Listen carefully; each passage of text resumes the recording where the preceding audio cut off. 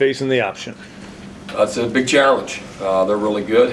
I think they're leading the universe in rushing, so you know, they do a terrific job. I think they're incredibly well coached. They're very precise in what they're doing. They're very disciplined. They're very patient. It's they're in 4-down territory the whole game.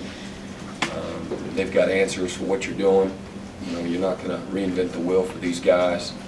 Play with a high level of intelligence, very competitive, and we and a lot of people haven't had great success against them. So it's exciting though to you know, watch tape of them every day to know what's at stake, and for us to have an opportunity to win, we need to play well. When's the last time you faced a true option team? A couple of years ago, played Air Force. How'd your team do? Well, we won. So, yeah, it's like all option teams. You know, you got to hold them to one score in the first half, and you got I think you had 10 points about halfway through the fourth quarter, and then you give them a couple of possessions. You do 3 or 4 3-and-outs, and you turn the ball over, and you kind of fart around, and that's when they you know, taste blood and got you on your heels. So we're fortunate to beat them. They're a good football team. So, but I've played them through the years 3 or 4 times, and the Rices of the world, and they're tough. Is this one a little different than those because Paul has his own way of running? Well, I'm sure it is different. Yeah, they're all intricacies to each system. The gist of it is this: they're going to play possession football, and if you make mistakes, they'll capitalize on them on both sides. They thrive on and become incredibly difficult to beat if you give them the football and additional possessions. Their whole deal is to possess the football and just grind it out, and again, force you to start panicking and do things that are out of your comfort zone. And they force you to be very precise. They neutralize any kind of athletic ability that you have. And you know, it's all about angles. It's not about, you know, as much about power football as it is about angles and getting you, you know, a little bit too high or a little bit out of your gap, or a little, you know, the leverage. You don't have leverage on the football. Again, that's when they can, you know, take advantage of you. And again, they've got a terrific play-action game because of their ability to run the option out of everything. And so it leaves a lot of one-on-one opportunities. In the back end, it's high stress coverage. So you saw, again, I know you all have seen it through the years, but you know, it's like, oh, he's an option team. How are they throwing the ball and completing it? You saw it this year against Virginia Tech. You know, guys are wide open, and you know, they're making throws, a crazy throw on 4th and 6. Buys some time, scrambles around. The guy starts looking in the backfield, and the guy works away and starts running for his life and throws a dart, you know, for a conversion and gets him to overtime. But that's how they do it. So, For a team, Pistol. what's that? What are they doing out of the pistol this year? They run it and throw it, both. They run it and throw it, both. it's just for a team that's been struggling to deal with precision and giving up a lot of chunk plays through the season. Is your challenge more just staying on course with what you've been trying to get these guys to do? Yeah, but it wouldn't be any different had we been playing real well. It's still, you got to begin to play with discipline, not give up big plays, tackle well, win the line of scrimmage, stay on your feet, have good eyes. This week and every week, it'll be the same message to play good defense. You know, you've got to be able to do those things. So every week you start over and you hope for improvement, and you work hard for improvement and expect improvement. So we'll see. Can you simulate the shot blocking without damaging a player? We're going to go after it. So that's, you know, it's part of the risk and reward. You don't cut, and then you get mowed down on game day because you're not ready for it. You do cut, you know, that's a chance you got to take. So I think it's a risk and reward deal that I think our guys need to feel it. You know, they need to experience it, and so we'll do it. Coach, you talked about the need to play discipline every week. Obviously, that doesn't change, but do the mistakes become more magnified against an option offense? Sure they do. Again, their whole deal is to sit on the ball, and they want to move it and score points like anybody. But the longer they're on the field, the longer your offense is off the field, the more stress they put on everybody. And again, they're in 4-down territory, so that's already added stress all day. 3rd and 8, they might run, the zone, up the A gap, and so whether you're, bringing a 0 blitz or dropping 8, there's some risk involved with both of those, and so anyway, yeah, there's again, when you're facing this team, you make mistakes, they make you pay for it. Both sides. Again, if you turn the ball over, you're not going to beat them. Period. Aside from facing an offense like this very often, despite all the changes in college football on the offenses, why is this type of offense been so successful for so long? It's about precision. It's about patience, and again, it requires certain techniques that maybe aren't real useful against some other people. Where you want to be in attack mode against people. Generally speaking, on defense, you want to be in an attack mode and be quote unquote downhill. These guys, if you're running up the field, it's like 2 trains running, passing through the night. So you've got to be able to. Again, stay square, have leverage on the ball, not get divided, and just you got to squeeze close. You got to get your hands on linemen and control people in front of you. Again, the discipline that it takes. Again, they're running plays. It's not like it's just the ISO. It's the veer in the midline and the counter option and the lead option and the G option. And the speed option, and there's so many different variations and influences that they make it incredibly difficult to play with discipline, and so that's the test. How do you get young guys on the line then to play with that focus? Because you have a young group on that line, and against an offense like this, they might have a tendency to not stay to their assignment, trying to make a play and force something to happen. Yeah, that's sometimes inexperience comes into play there, and we'll coach them up as good as we can, and I think those guys will be ready though. They recognize that they're watching a bunch of tape, starting almost once we got back off the plane, so they understand the immediacy that needs to take place in regards to their preparation, and again, the challenge that we have and the things that it takes. I think we're athletic enough, without question, to be able to stay on our feet and play with good pad level, and that's critical. And we again do the things that they need to do up front. Again, nobody has to be Superman. Just do your job. How much time in the spring and preseason camp did you guys spend studying this? We studied them since almost we got here last whenever I got here, February. So it's just different. I think it requires that, to get a firm grip on, what's coming, and it's just, there's so many things that are just different than other people, so. What's your sense of your young guys up front, and if they made it past the learning curve, in the second half the other day? Because last year against these guys, the defense played pretty well, but up front, there were a couple plays when somebody thought, well, I know I'm supposed to stay in my lane, but if I could just go around like this, I could make a play, and then the quarterback went up the middle for 60 yards. Have your guys got to the point, you think, that they understand it, or we'll find out Saturday, or what? I mean, I would say yes. I think that they're a disciplined group of guys. I really do. I don't see a bunch of bad habits from this group of guys. I see guys that are learning and gaining experience that's invaluable.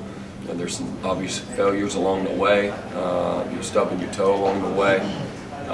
But it's a group of guys that have, again, a great deal of humility, that want to play well, that want to play within the system, that they're smart enough, intelligent enough to understand what it takes, and now we just got to go do it. So And the key is to be able to do it with the consistency that it takes for 60 minutes. You know, that's the whole key, and not doing it in spurts here and there, and to get 11 guys to do it. Have you had a chance to show them that Oh yeah. from last year? Yeah. From last year, no, I have not. But there's actually I showed Quandon some things that he did wrong. But as a whole group, some other guys were in there too. But sorry not to cut you off, but Yeah, gotcha. you know, you playing the quarter, you got to play in the quarter. You got the quarterback to stay, play the quarterback. Don't try to play the pitch. Don't try to play both. You try to play both. You don't play both. The guy goes for 50. You know, it's bad football. It seems like it goes a little bit against sort of your native intelligence, because you want to help and you want to help the guy next to you, but by doing that, you're not helping. Don't eat the cheese, right? Is that Don't eat the cheese. Cheese is dangerous. Trap. So yeah, no. A lot of guys eating the cheese right now. But, Gotcha.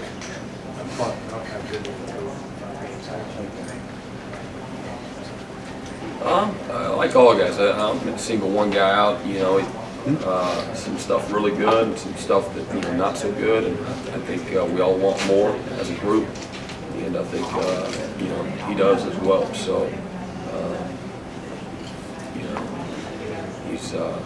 he's our most consistent player up front, and again I think he's pushing and wanting more as well, and I think he's focused on getting more out of himself. Did it feel good to just get a good half of football defensively, and after the way the game ended at Florida State, the way it began against Boston College? Yeah, man, I'll try to make light of it. It's I take it incredibly seriously, and listen. The best part of this group of guys is they're actually fun to coach. With some of the frustrations that go along with it and things that we got to be better at as coaches, they've had a fabulous attitude, man. They played with great effort for 4 quarters. They really did. And we didn't always coach them the best, and we didn't always play the best at times, but they play with great effort. They're very coachable. They want to do well. And so see them have some success when we had to have some success. Really happy for them. That helps you grow. Obviously, it helps with some confidence, and we certainly need a shot of that. And but it's a group of guys that are going through. We as a defense some growing pains, but I think that there were some positive things throughout the course of the game. We just again got to eliminate some of the things that we're doing to again give up chunk plays and some of the mental breakdowns. Thought we tackled better. Thought we handled the line of scrimmage much better. Just in particular in regards to the run game, we had more disruption up front than we've had through our first 5 games. I think what's indicative there is getting tackles for loss. We're making more plays on their side of the line of scrimmage. To me, my experience is that means you're more aggressive, you're more sure, you're jumping at when your keys tell you to jump and to go for it. So we need to continue to improve, and mark of a good player and a mark of a good team, and again, mark of a good coach, starting with me, is you need to see some consistent improvement, and that's what we're working hard for right now. With Peters playing a lot of cornerback this week, would you expect to see Brewer more at safety this week, or how would you utilize him? We've got to use him at both because we have an overall lack of depth, so he's still got to be a utility type of guy. What's the thing that still surprised you after 5 weeks with your guys? Surprise. We need more playmakers, guys. You can say this guy's going to make a play, and got to develop them and get more out of guys. But we need some more game changers, playmakers. We've got to have a play. And again, I saw Travis Blanks do that. I singled him out on that one particular play, and some other guys are showing up. But we need more of them. We need to be able to beat a call of pressure. Not every blitz you're going to have an extra guy. It doesn't. You don't go in thinking, well, this one's going to what you want to do is collapse the pocket. You want to create duress for the quarterback. You want to force him to make decisions before he's ready to, and then you want to force the ball where you want it to go. And but occasionally you like somebody to beat somebody too, one-on-one. And so we need to do that with more consistency. There's a blocker for basically everybody on defense, so Right. that leaves a safety in run support, right? Traditionally was not blocked or accounted for. Again, if they're in a two-back, tied in two wide receiver set, they're going to have 8 gaps in their run game.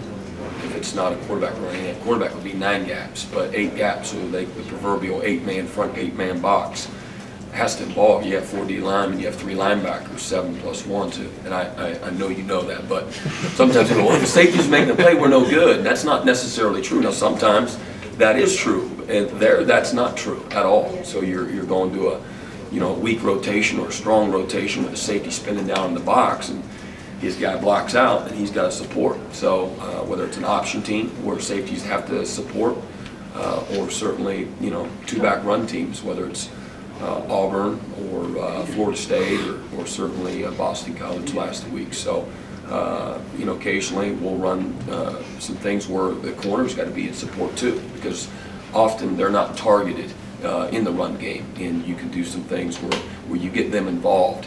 Obviously, when they're close to the football by alignment, and they're hard for people offensively to target. So you want to, as you recruit DBs, you want guys with size, strength, instincts, power to tackle, and that can do that consistently. Can you talk about DJ Reader's performance the other day? He did well. Played 14 snaps and did well. Like, he did some things that are hard to coach. Dan does a terrific job with him, getting him ready and all that, but he has a good feel for the game without trying to do his own thing, and understands leverage, and he's athletic to stay on his feet for a big guy. Still needs to work on his endurance and getting into kind of, to be a great player, he needs to be in great shape. And he's not in bad shape, but I just, being a young guy, only being here for part of the summer, a year from now, I think, pay huge dividends. But, we need to continue to increase his time as it's warranted, as long as he's out there being productive. And I think the way we've managed it, that's about right for him right now, to play at a productive level. Coach Sweeney said this Second your morning. question. I'm sorry, I was late to finish, I'm sorry. Yeah, I was just going to ask you to assess how your safeties have played through 5 weeks now. I think they're reflective like everybody. We need to be more consistent as a whole defense, and at times they've done really well, and at times just like everybody else, we've all kind of taken our turns. So we want to be more consistent there, and I know our guys want to play that way. So continue to find ways to get them to play that way. That's our job as coaches to do that. Coach Sweeney said this morning the only difference between where you're at now is a good defense to become a great defense is just basically time. That you have the players that you need, and he laughs at people when they say we don't have the players that we need in defense. He believes you've got the players, got the talent, just need more time. Do you agree with that? I think we definitely need to play better. I think we're definitely capable of playing at a much higher level, without question. There's just too many things when it is good that show that, yeah, you can do it, we can do it. I know we can, and I do think we've got the players. How good? I don't know. Good enough? You dang right. Better than we are? Absolutely, without question. So that's, as a coach, that's where it starts, and I've got to do a much better job, obviously, than what I have up to this point in time. There's a blend of experience and youth that should be playing better than we are right now, and needs to be. And our older guys need to play well and let us coach the younger guys up and fight through some of the young mistakes that they'll make. That's what needs to take place. And where Clemson's not beating Clemson. But I definitely think we've got the players to play quality defense and be a good enough defense that we can count on week in and week out, whether it's to make a big play, make a big stop, or consistently make people one-dimensional. Absolutely. kept Carlos Watkins from playing more than he has so far? I don't know, a lot of things. Learning what to do, how to do it, pad level, youthful mistakes, peaking where you shouldn't be peaking. Just a lot of little things that you would expect from most young guys. DJ's just doing it a little bit more consistent. Carlos has shown signs. He's a big athletic guy, wants to do well, got a great attitude. He'll be fine. He's going to be a good player. So just being a freshman? I think so, yeah, and again, not being here, it works, they don't come in till late into June. It's just not a lot of time, and if you mentally, there's a learning curve. Some guys, that maturation process is longer, sometimes it's shorter, and but by that, I didn't expect a whole lot, I just don't from freshmen usually. There's always exceptions to the rule. Anything else? Thank you, Coach. All right, you betcha.